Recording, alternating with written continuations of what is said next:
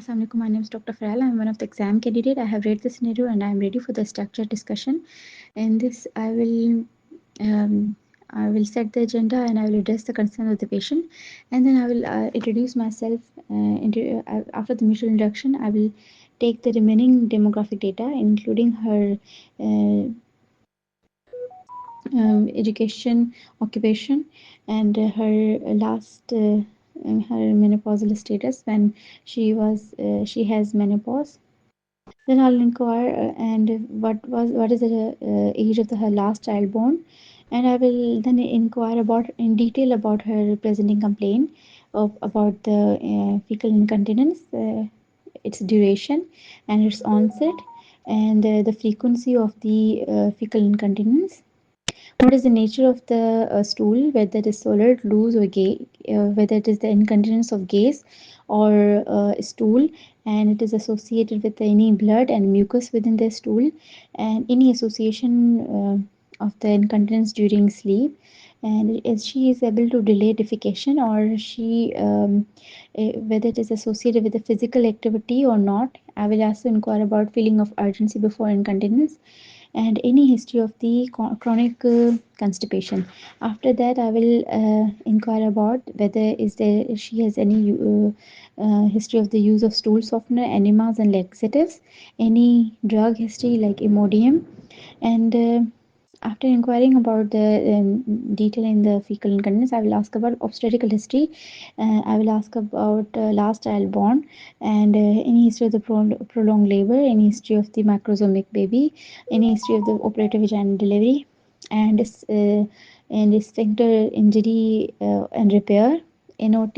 Then I will ask about the risk factors that any this is she has any history of surgery for for prolapse or trauma or spinal trauma, or any history of the cognitive like a stroke or dementia like symptoms, any history of the inflammatory bowel disease, and I will also inquire about her past medical history of blood pressure and diabetes.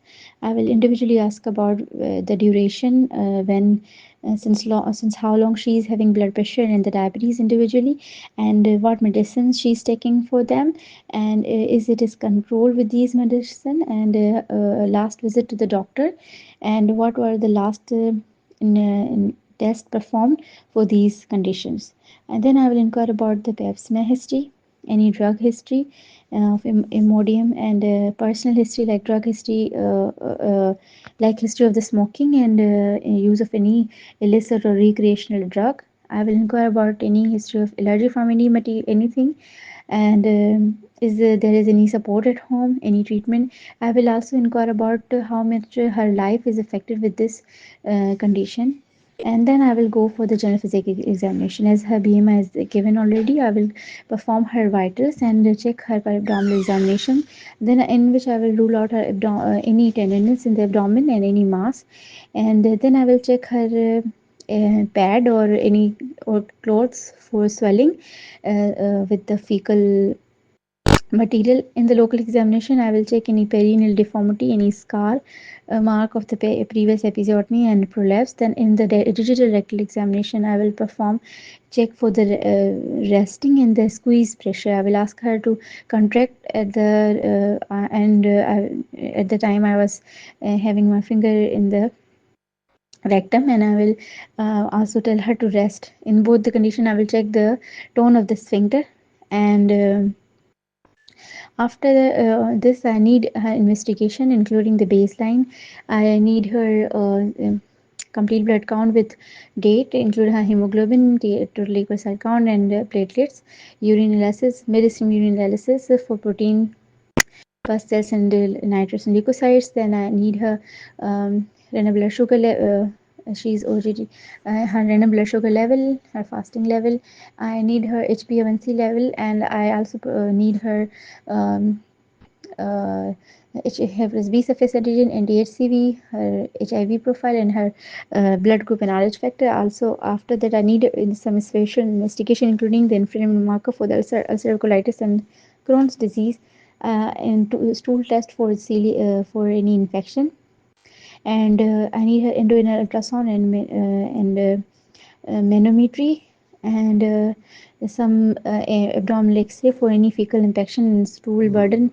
And I will, after that, in case of any uh, tumor or spinal cord injury or fistula, I need SCT and MRI also in the management, as I will manage according to the cause. My patient, she has following risk factors. She's postmenopausal with hypertension and diabetes, and she's obese with multiparity, and all were normal during delivery. So it has almost six risk factors. So she is high risk for the weakness of the pelvic floor muscles. That's why she is having fecal incontinence. In that, I will offer her support and counsel her about the diagnosis and explain her the diagnosis that she is having weakness of her sphincter and sphincter muscle. Because of these risk factors, I will tell her for some lifestyle modification, in which I will tell her some to take more plenty, advise her to take plenty of fluids, fibrous diet, and avoid caffeine, reduce weight. And in the conservative, I will give her I will explain her pelvic floor muscle exercise, how to perform it, and in some cases biofeedback for in case of the injury, and it will improve after improves the injury in 60% of the cases after 2 weeks. In the medical treatment, we have some medicines like loperamide and codeine phosphate to increase the resting tone of the sphincter, and topical phenylephrine can also be used. In case of it is irritable bowel syndrome, then treatment is of the irritable bowel disease is offered. If but in my patient, I will mainly offer lifestyle modification and some medical treatment. In the surgery, we have also surgical options: sacral nerve stimulation, perineal tear repair, and fistula repair if any present, and surgery of any prolapse. I will refer my patient to the psychologist, and also I will psychologist for her, as her quality of life is affected. I will, and she is in such stress. Because of this, I will involve the psychologist, and I will refer her to the psychologist and also to the dietitian for the better diet in this condition, and I will provide appropriate empowerment to make her informed choices about her management plan.